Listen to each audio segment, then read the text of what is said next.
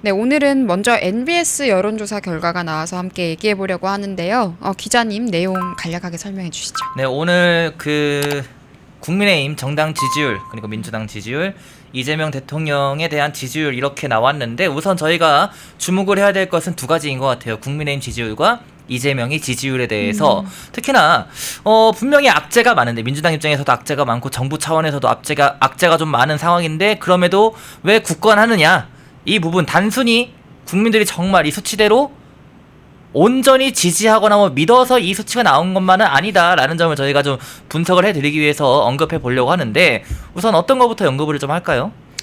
먼저 이제 이재명 대통령, 이재명 정부에 대한 지지율이 지난주보다 1% 상승했다. 그리고 부정평가도 2%포인트가 올랐습니다. 예. 아마 부정평가는 지금 이춘석 의원 관련해서가 이제 논란이 됐다 보니까 이런 내용들이 포함되지 않았나 싶고요. 예. 그리고 지금 호남 지역 같은 경우에는 폭우가 쏟아졌는데 이재명 대통령은 지금 휴가를 가지 않았습니까? 네. 이런 부분들에 있어서 아마 마이너스 요소가 된 것 같은데, 어쨌든 플러스가 됐던 것은 그럼에도 불구하고 민주당과 이재명 정부의 모습이 굉장히 굳건해 보였다라는 것이 문제인 것 같습니다. 그리고 지금 민주당 지지율이 오른 것에는 또 민주당의 전당대회로 인한 여러 가지 긍정적인 효과를 거기선 얻은 것 같고요.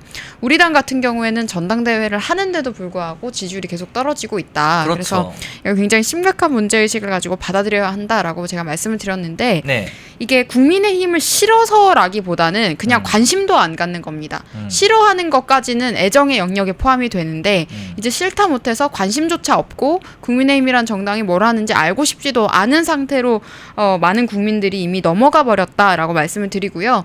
그렇다고 해서 다른 정당이 대안이 되느냐? 그것도 아닙니다. 개혁신당 같은 경우에도 잘 나오면 3%, 못 나오면 1% 그 사이에서 항상 움직이고 있고요.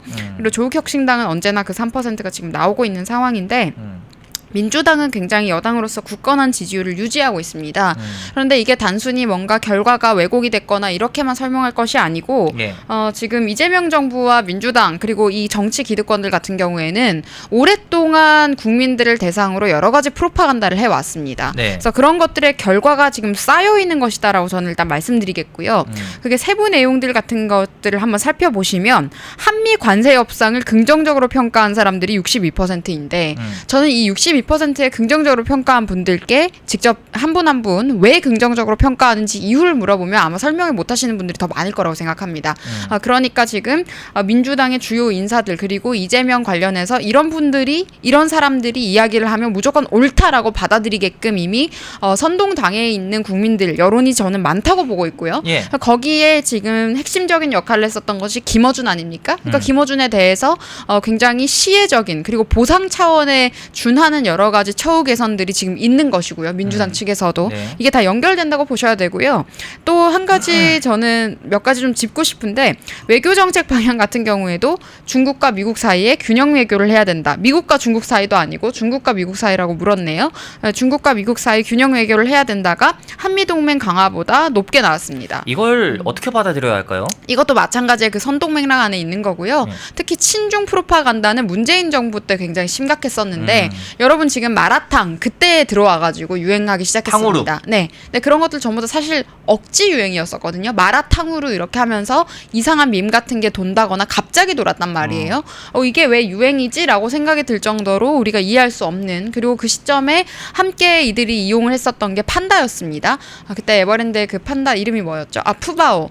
네, 푸바오에 예. 대해서도 계속해서 정말 쇼츠나 릴스 같은데 우리가 보기 싫어도 계속 나오고 계속 보게 하면서 거기에 세뇌되게끔 만들었던 것들이 전 분명히 있다라고 봅니다. 그리고 그때 동방명주 그 송파 쪽에 동방명주였죠. 그 중국집, 중국 식당 같은 경우에 중국 비밀 경찰 은거지였던 그렇죠. 것들이 예. 다 드러나기도 했고요.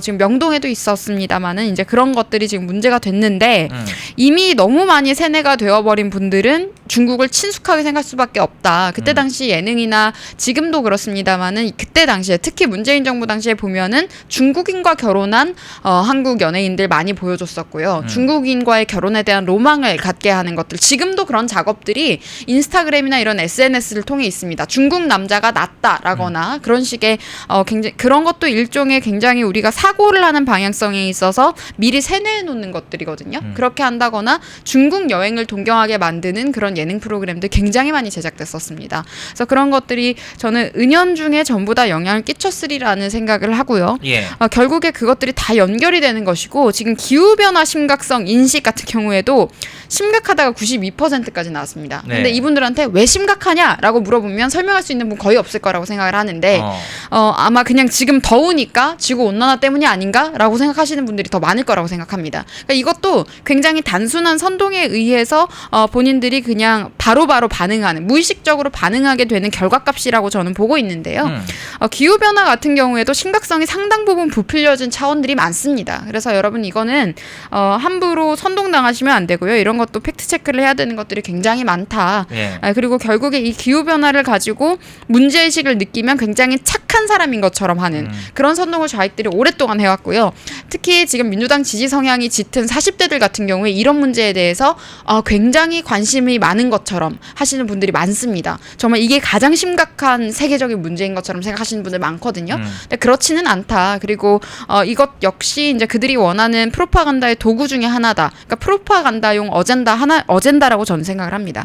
그래서 이제 기후 위기, 기후 변화 물론 우리가 환경적인 문제에 있어서 문제의식을 가지고 대처하는 것은 뭐 바람직한 방향성이라고 할 수 있겠지만 예. 지금 이런 해당 어젠다를 심각하게 부풀려서 선동의 도구로 이용하는 것들에 대해서는 우리가 경각심을 가지고 항상 견제하고 지양해야 한다라는 말씀을 드리겠습니다.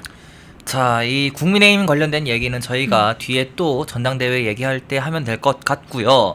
이 두 번째로 넘어가 볼게요. 이춘석 민주당을 탈당했죠. 네. 법사위원장이었습니다. 이 사람이 국회 법사위원장이었던 이춘석이 차명거래 의혹으로 인해서 뭐 탈당도 하고 법사위원장 사임도 하고 또 후임으로 추미애가 오고 난리가 아닌데 네.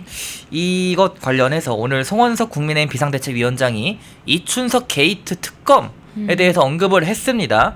판도라의 상자가 열리는 것 아니냐 뭐 이런 반응도 나오고 있고 실제로 기자들 사이에서는 좀 의미심장한 댓글들이 많이 돌고 있습니다. 이번 사태 좀 어떻게 보십니까? 이춘석 악재가 이재명 정부의 악재일지는 좀 의문스럽다는 말씀을 먼저 드리고 싶은 것이 이재명 대통령 같은 경우에는 저는 정략적인 판단을 굉장히 빠르게 하는 사람이라고 생각을 합니다. 그래서 지금 이춘석 거래 의혹, 차명 주식 거래 의혹이 터지자마자 엄정 수사하라고 본인은 선을 그어버렸습니다. 그렇죠. 네, 그렇게 하니까 민주당에서도 제명시키겠다. 바로 정청래 이번에 대표가 됐죠. 정청래 대표가 바로 제명시키겠다고 하고 국민께 송부하다라고 입장이 바로바로 나왔어요. 이렇게 리스크가 터졌을 때 사실 이 정도 대처하는 속도는 우리가 좀 보고 배워야 할 측면도 있다. 맞아요. 물론 이게 긍정적인 영향을 주지 않는다고 할지라도 굉장히 정무적으로 판단이 빠르고 실천이 빠르다고 말씀을 드리겠는데 그래서 결국에 이춘석이라는 사람의 리스크가 터졌지만 이재명 정부에 대한 리스크로 옮겨가는 것에 대해서는 지금 방어를 한 걸로 저는 보이거든요. 그렇죠. 근데 지금 이춘석 의원 같은 경우에는 문제가 되는 것이 AI 정책 담당하면서 AI 주식 사들인 거 그리고 본인이 주식 거래를 했는데 알고 보니까 지금 보좌관 명의로 주식 거래를 했던 거 아닙니까? 지금 이것도 지금 문제가 되는 건데요. 또 경찰에서 이게 보여주기식인지는 아직은 알 수는 없습니다. 왜냐하면 문재인 정부 당시에 경찰 조직 자체가 사실상 문재인과 이 좌익 기득권, 정치 기득권 세력에 의해서 거의 길들여지기를 당했기 때문에 그쪽 세력의 한 축이 되는 정도로 지금 길들여진 상황이거든요.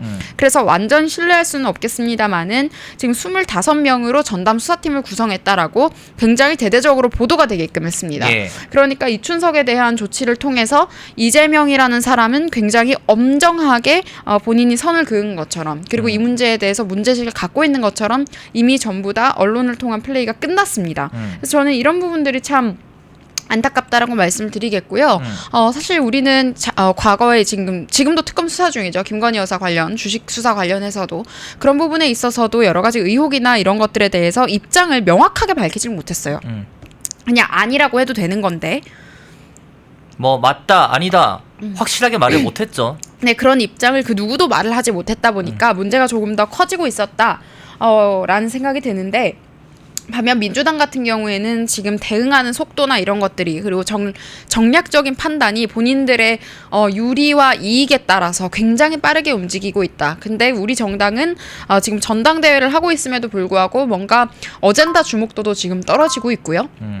지지율도 떨어지고 지금 이제 무관심의 영역으로 넘어가고 있는 게 참 문제다. 펜앤마이크에서 추천하는 영상도 보고 가세요.